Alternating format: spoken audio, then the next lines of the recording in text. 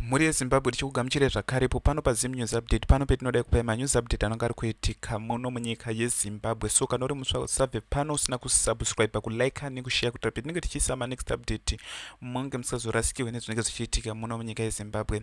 So muri yeZimbabwe pane mashoko ari kunetsa. Zvizvi tiri kuziva kuti Sibanda vari kuda kuretire musi wa23 November ndo pavari kuretire.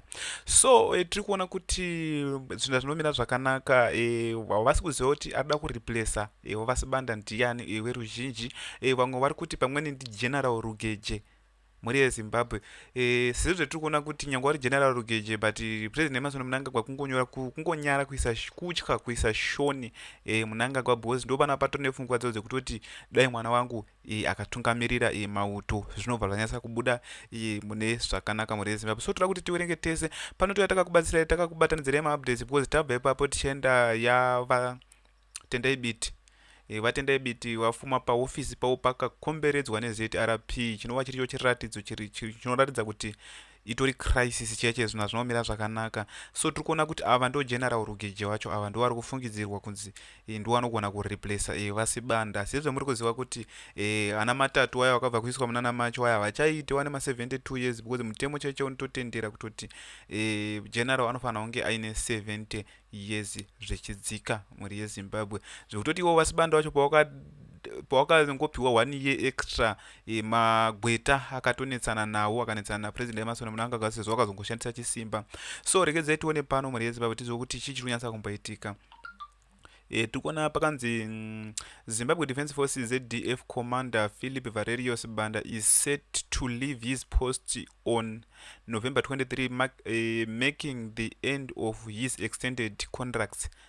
Yanga yakaextendwa negore contract yake yekuarmy muri yeZimbabwe yakaextendwa negore. So vari kunzi vari kuretire musi wa23.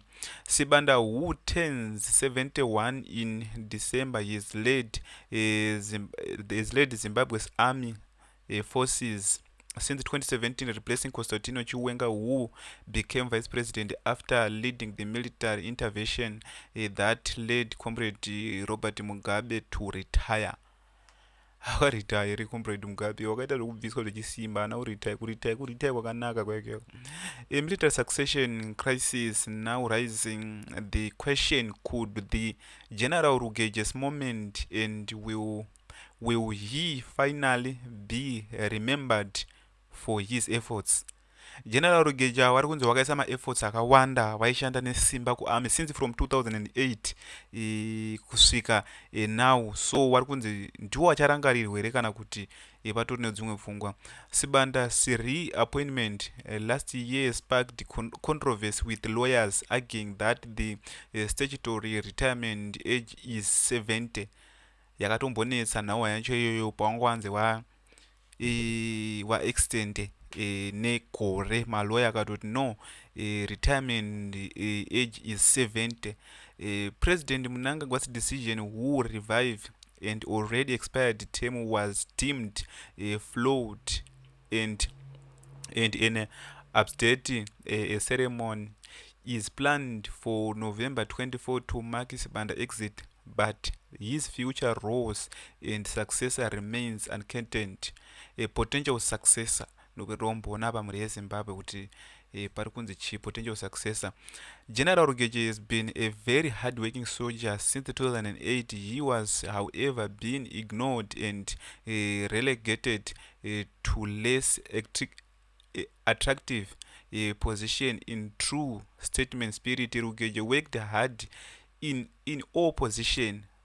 And General Rugeje wakashanda nesimba maposition ese wakapiwa wakashanda nesimba. He was placed in years shown complete patriotism, proving that he fought for independence and not the position. Lieutenant General Emmanuel Matatu, Zimbabwe National Army Commander, is a likely candidate to succeed Sibanda, but his age is 72. Is already 72, may pose a challenge. Panenge pato nezi big challenge ipapo. Major General Walter Tafumani, Chief of Staff, minota ndio wapiwa Major General Walter Tafumani, Chief of Staff is another contender have been appointed in May after Gasha chindevele chanyorwa apa chimurezimba Gasha Mazitelali the president dragster and former CIO deputy director general is a world prospect despite not being a career soldier. Muri yezimbabwe mashoko wacho anenge akati wandei, so vhidhiyo racho tinobva ratirebese tira kuti tiende kuna hope wechinon'ono tinzwe kuti chii chiri kunyatsa kumboitika, but ndofunga muri vanhu vatonekwiri kubvunza pakuti ndofunga muri kuona zviri kutongoitika izvi kuti achanga chiri Replacer vaSibanda ndiani tiri kuona pano pana hopiwo tira kuverenga tese tinzwe kuti chii chiri kunyatsa kumboitika manhau adzana tenda ibiti vari kunzi ndofunga muri kuona mashoko amapurisa aya paofisi patenda ibiti apa mapurisa ese akazara. It is said to hear that the Zimbabwean government has sent trucks with riot police to camp outside the office of Zimbabwe former finance minister, senior lawyer and opposition leader Tendai Biti. Ndofunga muri kuona patofamba pakatokomberedzwa neriot iri kupiko irapa iriot paofisi apa pakafamba pakakomberedzwa neriot chinova chiriyo chiratidzo chinoratidza kuti zvinhu zvinotongomira zvakanaka. So tiri kuona panapa ndo mashoko anyorwa ena hopo chinon'ono.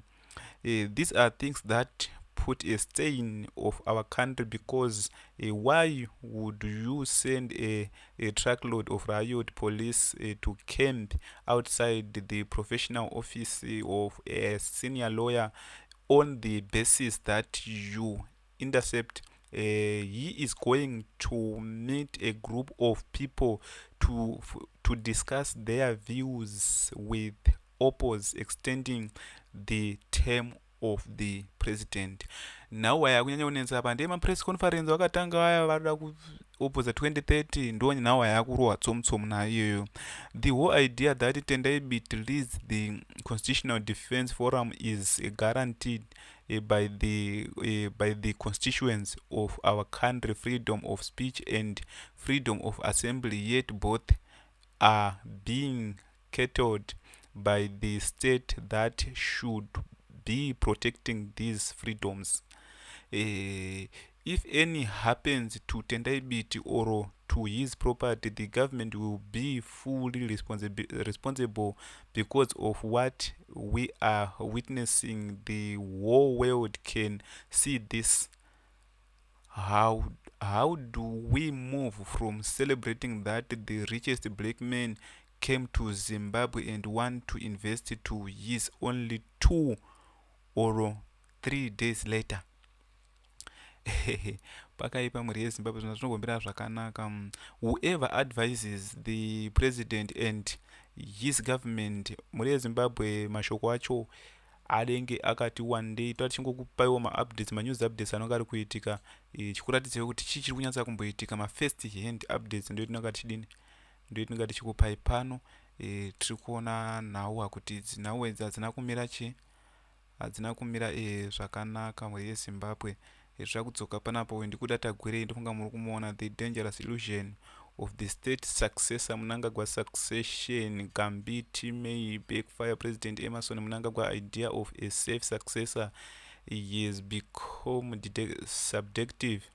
May 1 that President Emerson Mnangagwa appears increasingly committed to despite and historical failures. Ndofunga muri kuona kuda tagwirei uyu ari kurwisa kuti anga ari anokwana rekezei timbonzwa kuti vanhu vanomboti chiko nenhauwa iyi. Tiri kuona nhauwa dzacho hadzinenge dzakarebesa muri yeZimbabwe. Tonga mukuona mapages tatongokupaiwo muri masiziva here ari kubvunzawo zvari kutobvunza world chip sando dzako ndakupa. Ndofunga muri kuona toenda kuna vaNelson Chamisa vari kungoisa maverses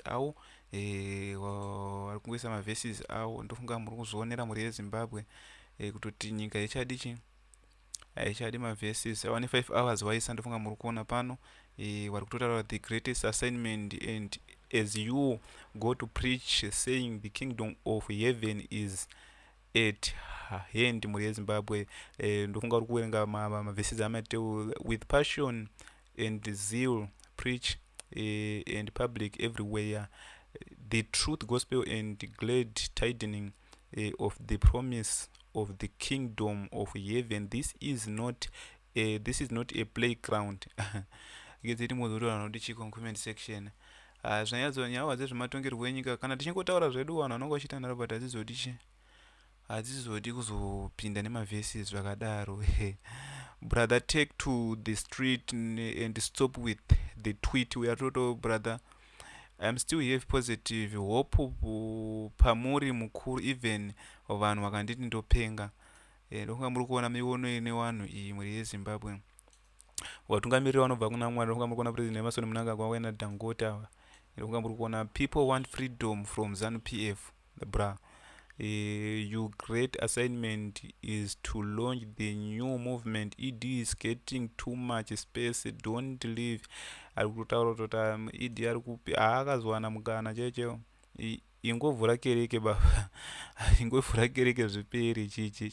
Ndonga muri kuona. Thank you Pastor Chamisa. Amen President. Miono ine vanhu iyi muri yeZimbabwe. Your service are much needed in Nigeria. Go and help defend your fellow comrades in Christ. A white man's region used to make African African akakolonizwa ndori kushandiswa navanelson Chamisa. Ndofunga muri kuona vanhu vari kutaura panapa muri yeZimbabwe. People continue to seek satisfaction in the world. Without Christ there is no satisfaction muri yeZimbabwe. Ndofunga tiri kuona ndoma we are happy Sabbath. Munhu waMwari is always atidye bhaibheri mukoma. Chiri sei chikoro mufundisi wamuna kuti mufundisi. So ndonawo dzataita kubatira pano paZim News Update. Pano petinoda kupa news update anogara kuitika muno munyika yeZimbabwe.